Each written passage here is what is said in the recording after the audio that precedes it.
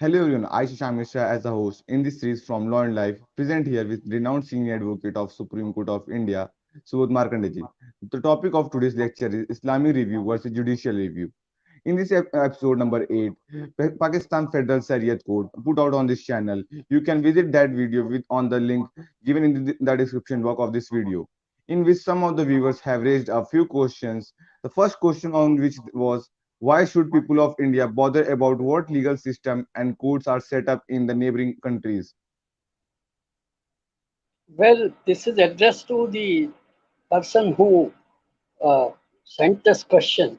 Yes, please don't bother. But different people have different reasons, to bother or not to bother. Yes, some may say, why bother, like you? They are entitled to be indifferent. Yet other people, may be curious for a variety of reasons. Some may have a academic interest in the subject, some others may have some other interest like political, sociological, etc. In recent times, there has been a spurt of interest in the drastic uh, decrease in the population of the vibrant minorities in Pakistan: Buddhists, Christians, Hindus, Jains, Parsis, and Sikhs, from 26% in 1947 to 2% now, and they also mostly in Sindh. But our interest is purely constitutional and legal. So my second question is, what name would you give to the efforts made by Pakistan Federal Shariat Court? Is it a judicial review? How is it different from what we understand by judicial review? For want of any better expression, I may call it Islamic review. I'm using this expression because, as per the mandate of the Federal Shariat Court, that court has to review every provision of law impugned before it in the light of the Holy Quran and Sunnah, and come to the conclusion whether the law is in comport with the Holy Quran and Sunnah.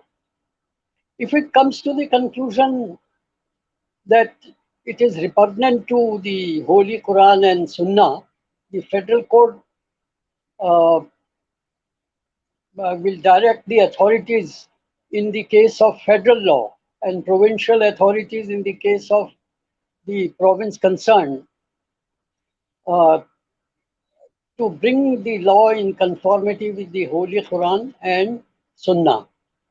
As we have seen during the working of India's constitution for the last 72 years, the effect of judicial review of legislative and executive action, the effect has been to expand the meaning and scope of various fundamental rights guaranteed under the Constitution of India, especially in regard to life and liberty. Life under Article 21 of our Constitution could not have been envisaged to be what it is today by the founding fathers. So I think same I believe is the experience of vast majority of uh, uh, other countries, especially because uh, there has been vast expansion of what we call fundamental rights or human rights. But the same I believe uh, is cannot be said about the Islamic review. Uh, the Because of the exclusion of non-Muslim judges and non-Muslim lawyers and experts, both, that is to say, the entire composition, both as judges and lawyers, the review undertaken by Pakistan's Federal Shariat Court has resulted in complete diminution of whatever little fundamental rights the minorities ever had in that country. That is why, probably, out of 866 reported cases decided by the Pakistan Federal Shariat Court from 1979 up to date, uh, the there is not a single case touching or concerning any person or minority community. So it raised me to ask the third question. Has there been no criticism in Pakistan about Pakistan Federal Shariat Court? If so, what? There has been plenty of criticism in Pakistan itself of this system of Federal Shariat Court. See, what has happened is that people have criticized it on uh, different counts. For example, some have said that it is superfluous as the two-tier system of judicature of Supreme Court of Pakistan and the high courts in the provinces would equally perform the same functions efficiently. Some others have said that Federal Shariat Court is an encroachment on the sovereign power of the parliament and provincial assemblies because it takes it's undertake it and this court, that is Federal Shariat Court, undertakes review of the legislation passed as well as enacted now, and decides whether it is in conformity with the uh, Holy Quran and Sunnah.